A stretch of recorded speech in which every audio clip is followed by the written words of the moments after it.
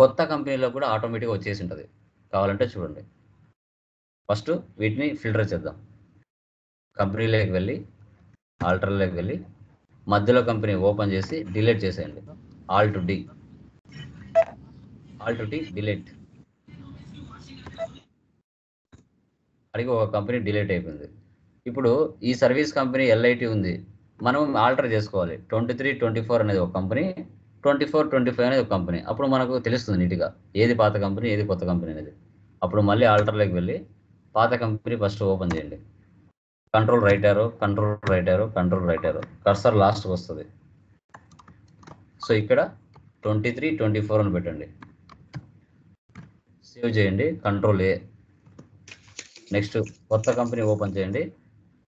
కొత్త company open చేసి control right arrow last వరకు రండి. ఇది తీసేసి ఇక్కడ 24-25 అని పెట్టండి. అప్పుడు మీకు ఒక ఐడియా వస్తుంది ఏది పాత కంపెనీ ఏది కొత్త కంపెనీ. ఇప్పుడు చూడండి, ఇక్కడ మీరు ఏది కంపెనీ క్లిక్ చేస్తే అది పైన వస్తుంది. ఓకే, పైన ఏదైతే కంపెనీ ఉందో అది యాక్టివ్లో ఉందని అర్థం. ఇక్కడ చూడండి, నో వోచర్స్ ఎంటర్డ్. అదే 23-24 ఇచ్చామంటే అది పైకి వస్తుంది. 23-24 పాత కంపెనీలో బ్యాలెన్స్ షీట్లో ఎంత వాల్యూ ఉంది ఇక్కడ ఒకసారి మీరు చూస్తే 4,61,889 రూపాయలు ఉంది. ఇదే అమౌంట్ మళ్ళీ యాజ్ ఇట్ ఈస్గా కొత్త కంపెనీలోకి వచ్చి ఉంటుంది. చూడండి, 24-25 సెలెక్ట్ చేశాను, నో వోచర్స్ ఎంటర్డ్. ఇది కొత్త కంపెనీ. బ్యాలెన్స్ షీట్ ఓపెన్ చేయండి, ఆల్ట్ F1. చూసారా, పాత కంపెనీలో ఉన్న క్లోజింగ్ బ్యాలెన్స్ అంతా యాజ్ ఇట్ ఈస్గా మొత్తం A to Z liabilities, assets, current assets, fixed assets, Capitals అన్నీ కూడా కొత్త కంపెనీలో కూడా వచ్చేసాయి. 4,61,889.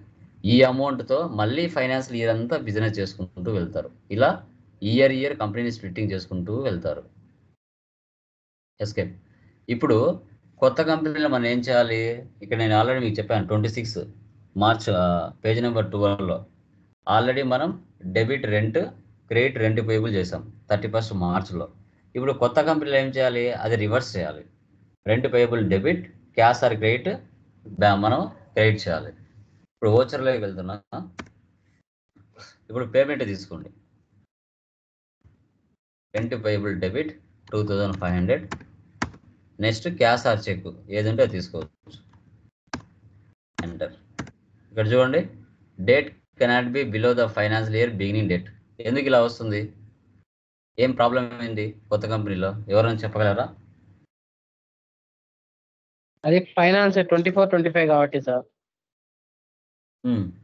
ఎక్కడ మార్చుకోవాలా? ఎక్కడ మార్చాలి? ఎక్కడ మారిస్తే అక్కడ డేట్ పడుతుంది. ఆల్ట్ F2 కొట్టి ఫైనాన్షియల్ ఇయర్ చేంజ్ చేయాలి సార్. ఎక్కడ? కరెంట్ పీరియడ్ ఆల్ట్ F2 కొట్టండి సార్. అదే ఎక్కడ? ఏ ప్లేస్ లో? గేట్వే ఆఫ్ టాలీలోనే sir. Super. So gateway of టాలీలోనే ఇది ఓల్డ్ ఫైనాన్షియల్ ఇయర్ ఉంటుంది. ఇక్కడ మార్చుకోవాలి మనం. ఆల్ట్ F2 చూసారా, ఓల్డ్ ఉంది. ఇక్కడ 1/4/24, 34/3/25 పెట్టుకోవాలి. ఓకే, ఇప్పుడు ఎంట్రీ పాస్ అవుతుంది. చూడండి, ఓచర్స్ రెంట్ పేయబుల్ 2,500. సేవ్ అయిందా?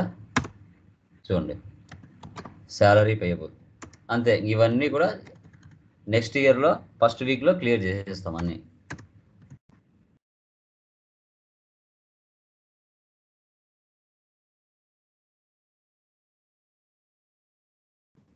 ఇలా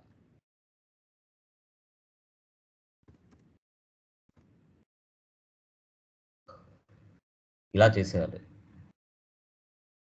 ఈ విధంగా ఇయర్ ఎండ్ యాక్టివిటీస్ ఎంటర్ చేసుకొని తర్వాత కంపెనీని స్ప్లిట్టింగ్ చేసుకొని ఓల్డ్ కంపెనీలో ఉన్న క్లోజింగ్ బ్యాలెన్స్ అంతా నెక్స్ట్ ఇయర్కి ఓపెనింగ్ బ్యాలెన్స్గా మార్చుకోవడం జరిగింది.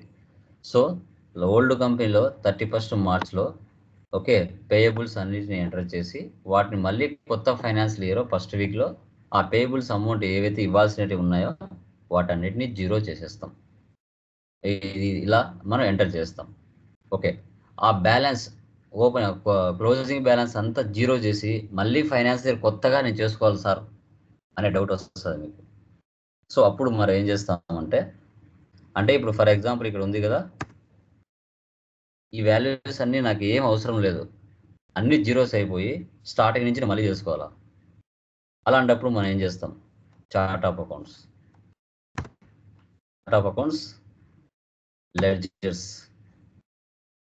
లెడ్జర్స్ ఇక్కడ multi masters, multi alter, enter. ఇక్కడ అన్నీ ఉన్నాయా, ఓపెనింగ్ బ్యాలెన్స్ అంతా. ఇప్పుడు ఇక్కడ ఉన్న మొత్తం ఏదైతే డేటా ఉందో ఇవన్నీ జీరో చేసేసుకొని నేను మళ్ళీ కొత్తగా చేసుకుంటాను సార్, నాకు అవసరం లేదు. లాస్ట్ ఇయర్లో మిగిలిన క్లోజింగ్ ఎంత, నెక్స్ట్ ఇయర్కి ఓపెనింగ్ బ్యాలెన్స్ మార్చాను, బట్ నాకు అంతే జీరో చేసుకోవాలనుకుంటున్నాను, నేను ఫ్రెష్గా మళ్ళీ ఎంటర్ చేసుకోవాలనుకుంటున్నాను. అప్పుడు మనం ఏం చేస్తామంటే ఇలా ఓపెన్ చేసుకొని, సో ఇక్కడ కూడా మనం లెడ్జెస్ని క్రియేషన్ చేయొచ్చు. మనము లెడ్జెస్ లెవెల్ చేస్తాం కదా, అది సింగిల్, ఇక్కడ మల్టిపుల్ చేయొచ్చు. ఓకే, ఇప్పుడు జీరో ఓపెనింగ్ బ్యాలెన్స్ ఇది ఇచ్చినామంటే మొత్తం జీరో అయిపోయింది. చూడండి ఇక్కడ ఉండే వాల్యూస్ అన్ని జీరోస్ అయిపోయినాయి. సేవ్ చేయండి, కంట్రోల్ ఏ. ఇప్పుడు చూడండి ఓపెనింగ్ బ్యాలెన్స్ ఏముండదు,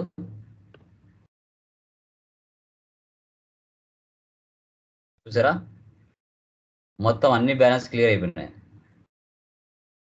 ఇది కూడా క్లియర్ ఇది అవుతుంది. ఏమంటే ఇప్పుడు ఆల్రెడీ మనం జీరో చేసాం కాబట్టి అక్కడ కనిపించలేదు, ఉన్నాయి. ఓచర్స్లో ఏమైనా పెండింగ్ ఉంటాయి, ఓకే, అవి multi masters.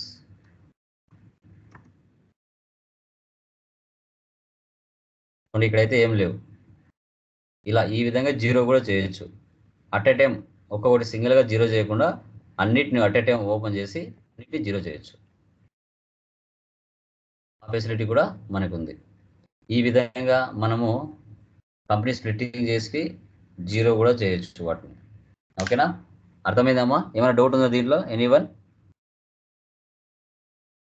Year end adjustments తర్వాత కంపెనీ స్ప్లిట్టింగ్ ఎలా చేయాలనే కాన్సెప్ట్ ఈరోజు డిస్కషన్ చేసాం. ఏమైనా డౌట్స్ ఉన్నాయా దీంట్లో? Confirm please, anyone? సార్ అది డౌట్స్ ఏం లేవు కానీ సార్ ఇది రికార్డింగ్ ఎవరు మధ్యలో ఆపి మళ్ళీ ఆన్ చేసినట్టున్నారు సార్, ఇది మధ్యలో మిస్ అయింది.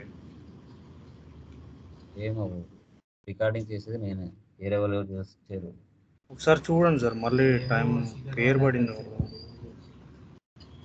ఓకే, మా రికార్డింగ్ నేనే చేస్తాను, దయచేసి ఎవరు రికార్డింగ్ జోలికి వెళ్ళకూడదు, ఇదే చెప్తున్నాను. Okay, done. So technical points ఏమేమి చెప్పుకున్నాం?